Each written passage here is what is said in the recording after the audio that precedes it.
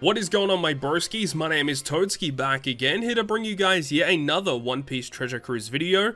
And in this video, we have the accessible teams for the upcoming treasure map versus Sabo.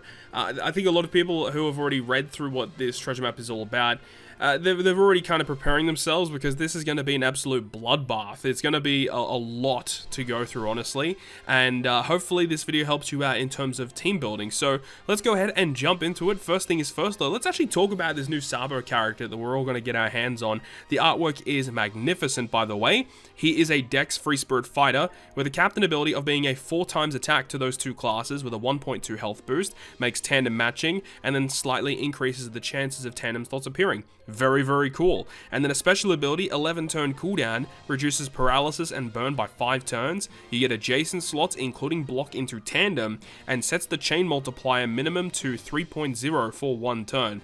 It does max out at 5.0, which means that the damage potential of the unit is a little nerfed. I would have preferred it if it was like between a 3.0 and a 10.0, because then you could have stacked like really cool chain boosters alongside it. But still, as soon as you launch the special, getting a 3.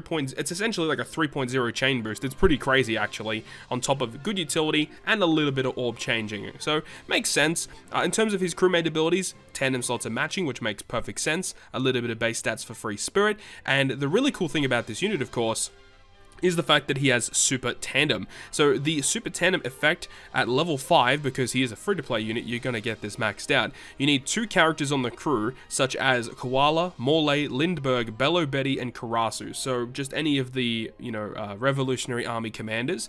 And the effect says that it will give an attack boost tandem of 1.5 times to the whole crew. That's a really cool effect, though I don't know how often this character is actually going to be used for the Super Tandem effect, as you do need to run those other types of units on your crew, which is a little bit difficult to team build for, unless if they release some really powerful versions of those units moving forward alongside this Sabo. But at the moment, I don't see that being used too often, but it's nice. It's a free-to-play version of Super Tandem. As for the support effect attaching to those same characters, if you're inflicted with a decreased chain multiply growth rate, you get a 2.5 times chain lock in the next turn. That's actually really nice. A free-to-play unit getting access to that, and another great support for the Revolutionary Army commanders. And then in terms of his rumble stuff, I don't think it's going to be anything too crazy. Level 5 health and speed to Dex, 30 CT, a medium range frontal for 20% damage reduction, or health reduction should I say, and then Dex teammates get level 4 attack, level 4 speed. It's acceptable, though I don't really think too many players are really going to actively use this Sabo in content, but it is nice that we get access to a free-to-play Super Tandem character. Also, something to note is on the bottom paragraph here, it does mention that the point rewards will be scaling all the way up to 20 million from this treasure map. So that's kind of crazy, because we have just the normal rewards. To my recollection, I think the rewards are staying the same up until 10 million, but then once you exceed that, you'll actually start to earn even more rainbow gems or limit break materials, further tablets. I believe there is also one additional legend ticket as well, if you do decide to go all the way up to 20 million points. So that's pretty neat to note if you do want to go that hard on this treasure map. So let's go ahead and start talking about each of these teams. Now, as I said, these teams are going to be accessible, where there are going to be some free-to-play units and there are going to be some summonable units as well. So let's go ahead and jump into the video here. So versus Chopper is the first boss. Of course, he is a quick boss. Special cooldown to all units, and on the final boss you get some really nasty slot changing, and then you also get 8 turns of attack down, and you get a 3-hit barrier, a 30-hit barrier for 3 turns. So that's where the Odin is very good, because he can remove that, which is great. But then also you've got an orb boost with Luffy, you have an attack boost with Koala, Shanks can give you matching slots. Both Luffy and the Chopper on this team both remove attack down, so that's pretty nice to see. It's a pretty bare bones team, pretty basic, but shouldn't have any issues getting the job done. The next boss versus Shanks, who is a Dex boss, gives cooldown to Fighter, Striker, and Powerhouse characters, and on the final battle there is unfavorable slots, there's Special Bind, there is Rainbow Shield, there is Threshold. So luckily Reiju on this team actually removes both of those nasty defensive effects, and Luffy removes the Special Bind, whereas the other characters in the top row here, both being double Kaido captains, as well as Orochi and Kanjuro, All of those characters are your heavy damage dealers. You've got Kaido, which can provide you with an attack boost. You've got the Orochi, which can provide you with a slot effect boost. And then you've also got Kanjuro, who can provide you a color affinity boost. And Kaido does also provide a full board of matching slots. So once you use the Luffy special and then the Reiju special to get rid of everything, then you can launch your Kaido special, your Orochi, your Kanjuro, and then you can just easily get the W from there.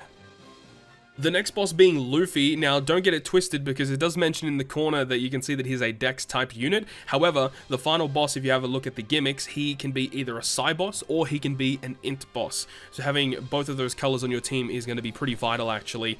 And you'll actually see that there is a special reverse, there is paralysis, and there is defense up. Those three gimmicks in particular are all removed via Katakuri. His special ability can actually reduce the cooldowns of fighter and powerhouse characters. So if you have a team that is mainly centered around those classes, you're able to just reduce the cooldown straight away and get rid of those nasty debuffs. Smoothie and Oven with their switch effect, switching them into the Psi form and then using their special can shuffle your slots to get a pretty decent chance of getting some matching slots. They also provide an orb boost to quick Psi and Int characters, which is fantastic. You got Jinbei as a captain, who's relatively solid free-to-play captain and providing a 2x color affinity boost. And then the free-to-play Luffy on this team can give you a simple attack boost. Nothing really too strange about that. Kyoshiro is basically just a stat stick on this team.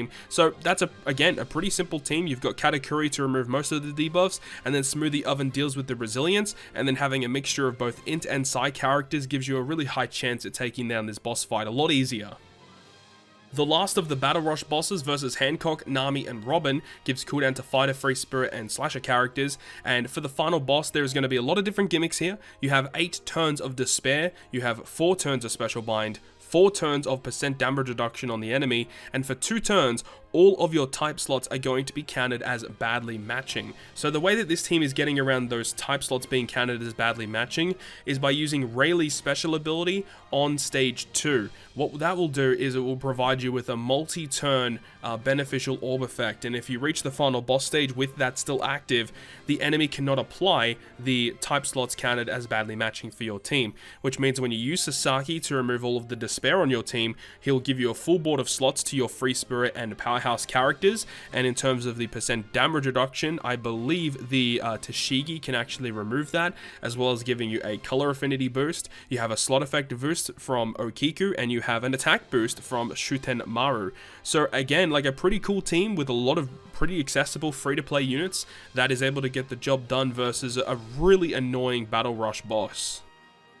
So here we are with the final boss versus Koala. We do have the Intrusion boss to talk about in just a moment, but the way that this team is getting around it is that we are using the waifu characters as a friend captain.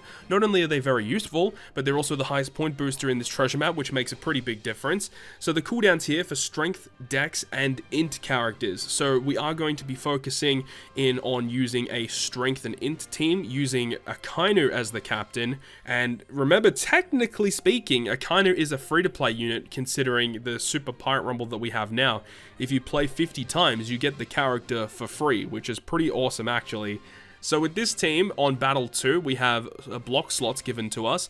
They are locked for 1 turn, and also there is going to be nullified damage. Now, there is only 2 characters that are boosted in this treasure map that actually remove it, one of them being the Rare Recruit Pudding from the Marco and Big Mom batch. So if you have that unit, you can definitely use that unit, but the other unit here is also the Blackbeard. So Blackbeard on this team, you can use him there to remove that, and then getting matching slots, you can go ahead and use the Queen special. He changes a block slots into matching, and then we have the Rager support attached to the Queen, which will give us a slot effect boost for our strength characters, though I'm not really too sure what color the Battle 2 boss is going to be, so we'll have to wait and see actually. But, you know, this team may find it a little bit challenging depending on, you know, the typing and the HP of Battle 2. But remember, if you do tap 6 perfects, Akainu's end of turn damage will help a lot in securing some additional damage on Battle 2.